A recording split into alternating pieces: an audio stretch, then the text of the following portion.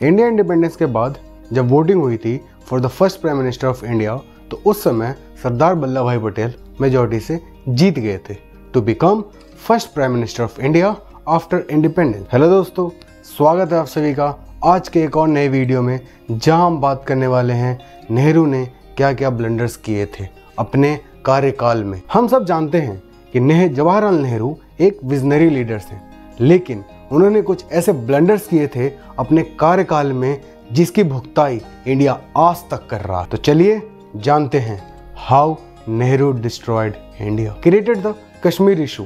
1947 में जब पार्टीशन हुआ था, उस समय Kashmir was ruled by Hindu leader Raja Hari Singh. 2 महीने बाद ही पाकिस्तान अटैक्ड कश्मीर। तो उस समय राजा हरि सिंह ने सरदार वल्लभ भाई पटेल से हेल्प मांगी कि आप हमारी मदद करो इनसे लड़ने के लिए। लेकिन at that time Sardar Patel said to Raja Hari Singh कि अगर आप चाहते हो कि हम आपकी मदद करें तो आप ऑफिशियली कश्मीर को इंडिया का पार्ट घोषित कर दो। Then Raja Hari Singh signed instrumental accession और ऑफिशियली JNK को इंडिया का पार्ट बना दिया। अपने इंडियन सोल्जर्स ट्रूप्स भेजे and it was the first military conflict between India and Pakistan.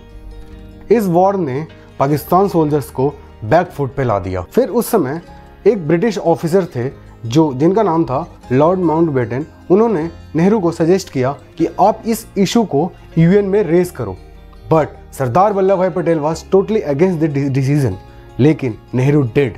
और इस कारण से पाकिस्तान आज तक क्लेम करता है कि इस चीज को नेहरू ने UN में क्लेम करा था, which means JNK is a disputed territory, permanent seat at UN। 1945 में वर्ल्ड वॉर 2 जीतने के बाद US, रसिया, फ्रांस और ग्रेट ब्रिटेन ने मिलकर यूनाइटेड नेशन सिक्योरिटी काउंसिल को फॉर्म किया था, जिसे हम UN भी बोलते हैं। जब 1955 में US और सोवियत यूनियन के बीच कोल्ड वर्ल्ड वॉर चल रहा था, at that time America offered permanent seat at UN to India to Nehru, but again Nehru rejected that offer. Nehru उस समय बोले कि हम UN का पार्ट नहीं बन सकते विदाउट चाइना।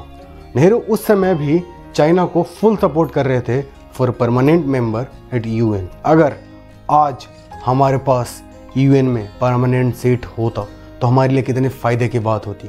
इवन हमारे पास वीटो पावर भी होता, और अगर वीटो पावर होता तो we can take any decision in favour of our country to protect ourself, refusal to enter nuclear deal. 1964 में US प्रेसिडेंट ने इंडिया को ऑफर करा कि हम आपको हेल्प करेंगे न्यूक्लियर डिवाइस को बनाने में, but again he rejected the offer, और ये कहते हुए कि हम एक शांति प्रिय देश हैं, हम वायलेंस के खिलाफ हैं।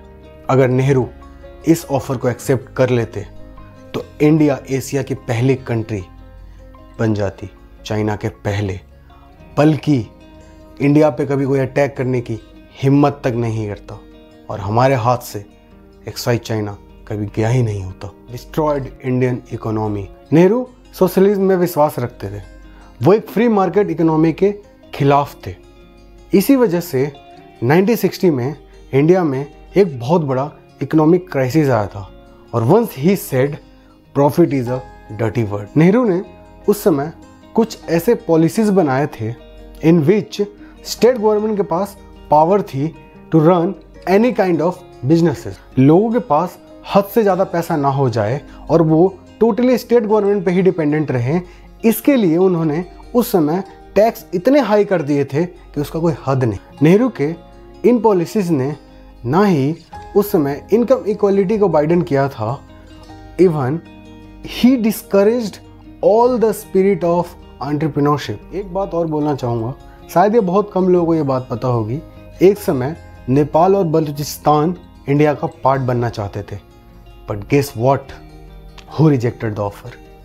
It was again Nehru. माना कोई भी इंसान परफेक्ट नहीं होता, सबसे गलतियां होती हैं, सबसे मिस्टेक्स होते हैं, but these were not mistakes, these were blunders and Nehru did these blunders।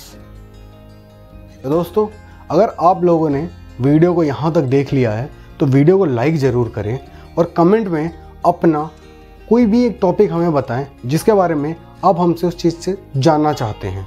और हाँ, जाते जाते जो लाल बटन दिख रहा है उसको ज़रूर दबा के जाएं और इस घंटी को भी, ताकि आपको नोटिफिकेशन मिलता रहे, क्योंकि आपके लिए तो फ्री है बट हमें बहुत बड़ा मिलता है। जय हिंद।